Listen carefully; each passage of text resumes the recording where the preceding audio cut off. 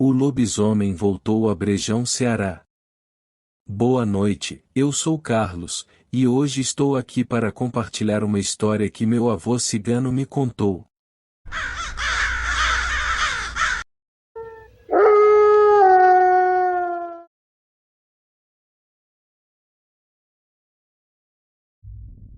Meu avô costumava contar que, quando vivia em Brejão, no Ceará, ocorreu um evento que o marcou profundamente. Naquela época, as casas eram escassas e distantes umas das outras. Não tenho certeza exata de onde ele morava, mas ele mencionava que, todas as noites de lua cheia, uma misteriosa criatura, meio homem e meio lobo, vagava pela região.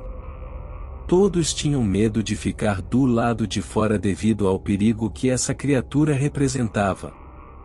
Ele era jovem naquela época e costumava visitar o tio, que vivia mais adiante na estrada. Em uma ocasião, sua mãe pediu que ele entregasse um saco de mantimentos que ela havia preparado durante a tarde. No entanto, ele ignorou o pedido. Quando sua mãe perguntou se ele havia cumprido a tarefa, ele respondeu que faria isso mais tarde. Sua mãe, irritada, ameaçou castigá-lo com um galho seco que encontrou, então ele saiu correndo para evitar o castigo.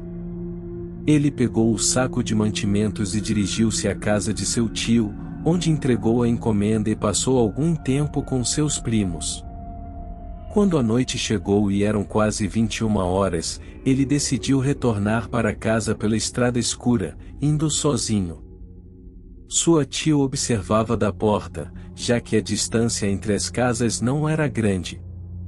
Quando ele caminhou alguns metros, sua tia gritou para que ele voltasse rapidamente para dentro de casa. Ele olhou para cima e viu uma figura grande se aproximando pela estrada, então correu de volta para a casa de sua tia, onde trancaram as portas. Eles ouviram o estranho som da criatura passando do lado de fora. Era um som alto e assustador, como se a criatura estivesse exausta. Todos ficaram apavorados dentro da casa. Depois que a criatura passou, o tio de meu avô sugeriu chamar alguns homens para esperar a criatura na estrada, mas sua esposa o dissuadiu, com medo de que a criatura pudesse invadir a casa, já que a estrada estava escura. Eles decidiram esperar até que a situação se acalmasse e, em seguida, o tio de meu avô o levou de volta para casa. Mais tarde, eles relataram o que aconteceu aos pais de meu avô, que estavam prontos para puni-lo, mas o tio conseguiu convencê-los de que não era culpa dele. No dia seguinte, o tio de meu avô, seu pai e um vizinho planejaram uma emboscada para a criatura. Eles afiaram facões e estavam dispostos a enfrentar a criatura quando ela passasse pela estrada. Meu avô descrevia seu tio como briguento, e ele sabia que seu tio já havia se envolvido em várias brigas em sua vida. Ele não tinha certeza se seu pai também já havia brigado, mas acreditava que ele era corajoso o suficiente para enfrentar a criatura. Ele mencionou uma vez que seu tio havia enfrentado vários homens em uma briga durante uma festa, e a briga foi tão intensa que a festa acabou. Durante esses dias, eles tentaram descobrir quem ou o que poderia estar se transformando na criatura para assombrar a área à noite, mas não conseguiram descobrir. A mãe de meu avô sugeriu que deixassem o assunto de lado, pois essa era apenas a passagem da criatura e ela não representava uma ameaça permanente.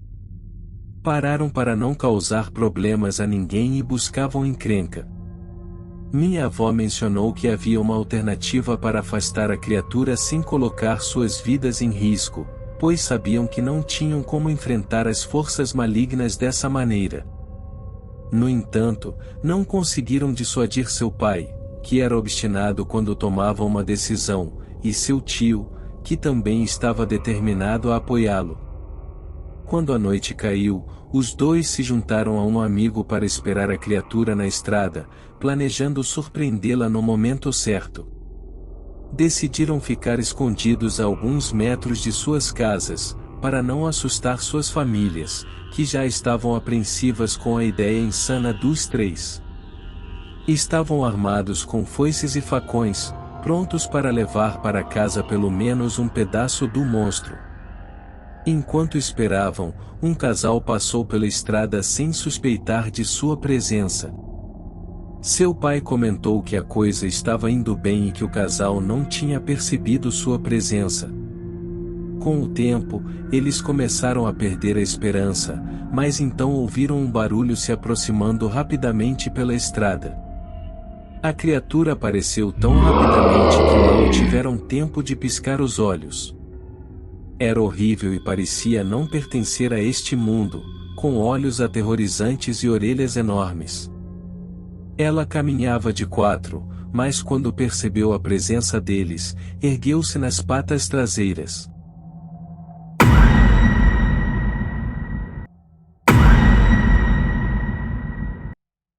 Nesse momento, o amigo deles não aguentou o medo e gritou, assustado com a feiura do monstro. A criatura parou a alguns metros deles, com olhos fixos em sua direção, e suas unhas eram quase tão grandes quanto seus facões. Quando se abaixou novamente, as unhas desapareceram em suas mãos e ela partiu em disparada pela estrada.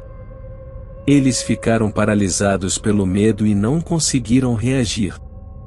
Agradeceram a Deus por não terem sido atacados e voltaram para casa para contar às suas esposas. A mãe de meu avô afirmou que não foi sorte, mas sim suas preces que mantiveram a criatura afastada. No entanto, ela não revelou que tipo de prece fez.